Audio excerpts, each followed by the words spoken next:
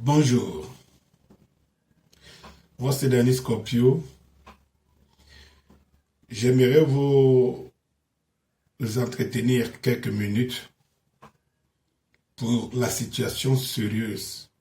Donc le Mali est en train de nous interpeller. Le Mali nous parle.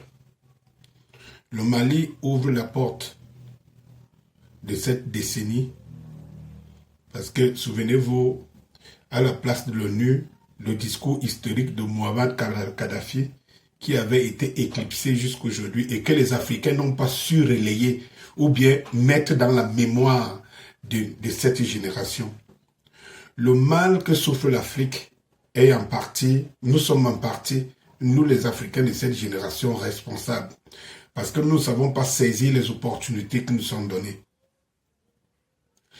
Le Mali nous parle. La prise de parole à la tribune de l'ONU, jamais en dehors de Kadhafi cette décennie, une personnalité politique ou une personnalité tout simplement africaine n'a tenu autant la parole que celle sortie de la bouche de discours du vice-premier ministre, bref, du représentant le plus officiel à la tribune de l'ONU du Mali.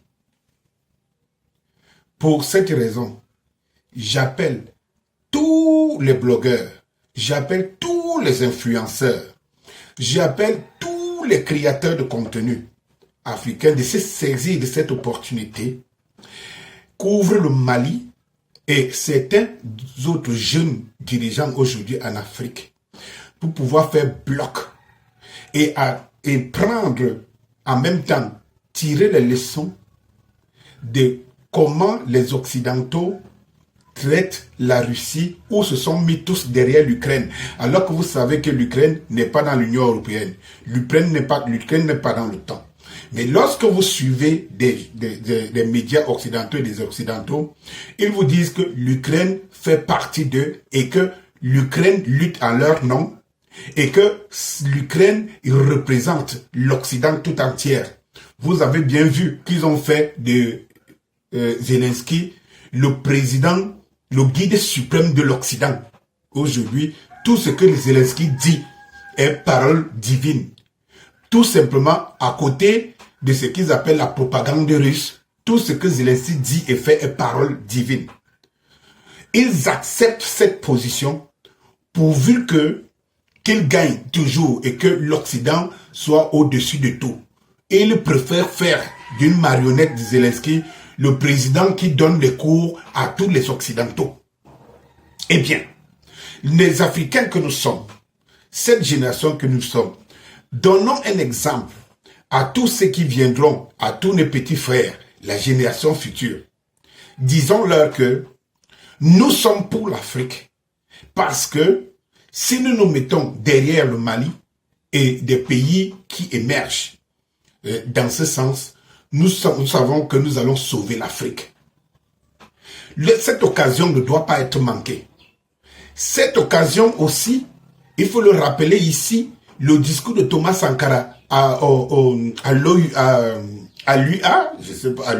l'Union africaine, à l'époque, où il disait, quand il tenait ce discours, que si les autres ne le suivent pas, il ne sera pas là au prochain sommet. Et il n'a pas été au prochain sommet.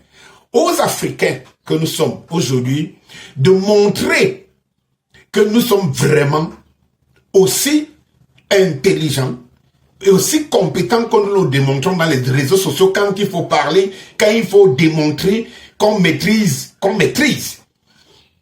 Qu'on mette cette maîtrise une bonne fois pour toutes au service de l'Afrique. J'appelle je dis bien, au niveau du Cameroun, j'appelle tous les créateurs de contenu. Tous les créateurs, tous les influenceurs et les influenceuses. Pour une fois, vous avez l'occasion et l'opportunité de servir l'Afrique tout entière. Moi, à mes côtés, ainsi que tous les membres du M22, aujourd'hui de par le monde, Nous nous engageons dans cette nouvelle voie parce que autant ça vient de Mali, autant on nous a fait croire, ici nous vendre ici pendant longtemps, que nous avons le président le plus sage de l'Afrique. Celui qu'on consulte, c'est lui qui sait où il va, c'est lui qui nous mène à bon port, c'est lui qui nous dit qu'en 2035, on sera comme Singapour, comme le Qatar et tout, alors que depuis 10 ans, on n'a pas, même l'axe lourd, je dis que l'autoroute, Douala-Yaoundé, n'est même pas au quart. C'est lui qui nous a dit que l'électricité, on aura, qu'on n'a pas. L'eau, on boit l'eau rouge qui sort de nos robinets. C'est lui-là qu'on nous a toujours présenté comme le sage. Et qui n'a jamais fait un discours. On nous a même dit que c'est quelqu'un qui agit en silence. Mais depuis 40 ans, on attend toujours les fruits de ce silence. Chers Camerounais, chers Africains, chers Africains, ou surtout chers Camerounais, nous sommes assez intelligents. On le voit dans nos plateaux de télévision, donner des cours de morale et de je sais pas encore, de tout quoi. Dans les réseaux sociaux, nous sommes les maîtres de la pensée. Pour une fois, saisissons l'occasion que le Mali nous mène.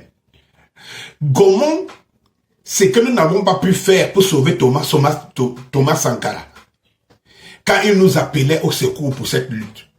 Gaumont, notre lâcheté à avoir laissé Kadhafi tuer.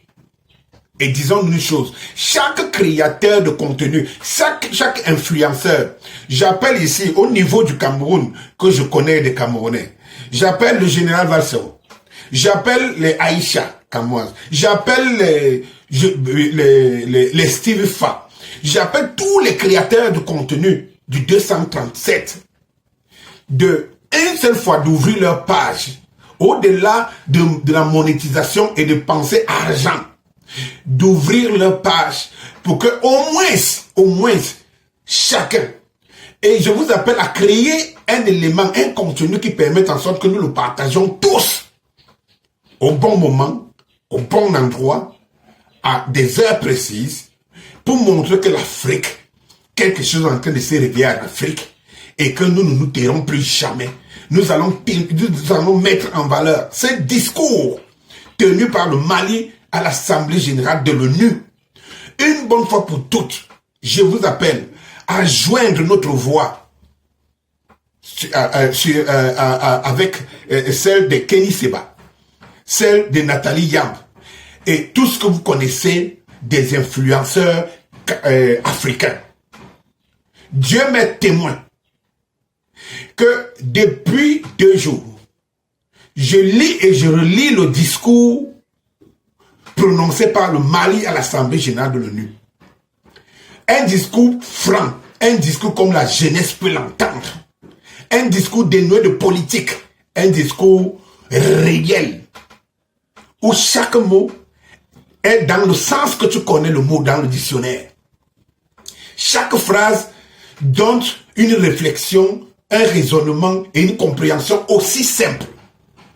Je vous implore donc, au lieu que nous passons le temps à développer tout simplement des intrigues et à se cultiver dans le Japap et tout ce que vous connaissez, joignons notre voix à cette Afrique que nous voulons tant, que cette jeunesse rêve aussi, et que nous sachions.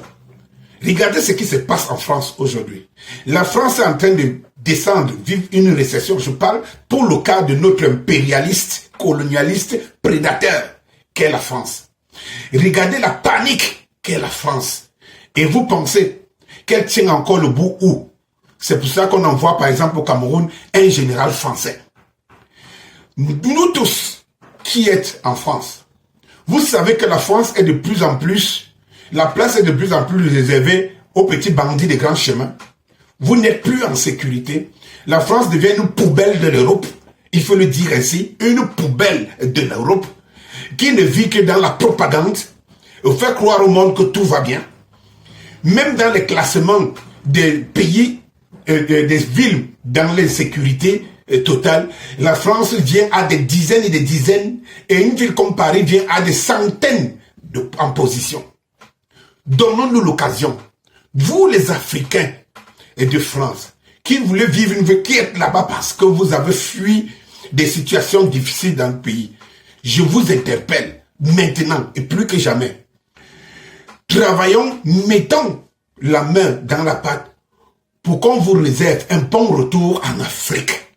Un bon retour en Afrique et de laisser cette poubelle de France dans l'histoire. Et oui, et j'appelle ici les dirigeants qui prétendent toujours ne pas avoir les mains libres contre le colon parce qu'ils ont signé dans les loges et tout ce que je dénonce depuis. J'appelle ces dirigeants à nous laisser mener nos activités pour sauver l'Afrique. C'est la seule chose qui pourra nous rendre comme service. On les pardonnera d'avoir accepté, partisé avec ces gens. On les pardonnera de tout le mal qu'ils ont créé, de sang qu'ils ont laissé verser pour l'Afrique et qu'ils ont contribué. Qu'ils nous laissent, lorsque nous allons engager des activités telles que l'Occident le fait contre la Russie, à montrer qu'ils peuvent se sacrifier pour sauver l'Occident, leur continent et quel sais-je encore. Nous allons utiliser les mêmes méthodes dorénavant en Afrique. Un Africain attaqué par un Français par exemple, a attaqué toute l'Afrique, qu'il soit du nord, du sud, de l'est, de l'ouest de l'Afrique. Voilà ce qui va se passer désormais.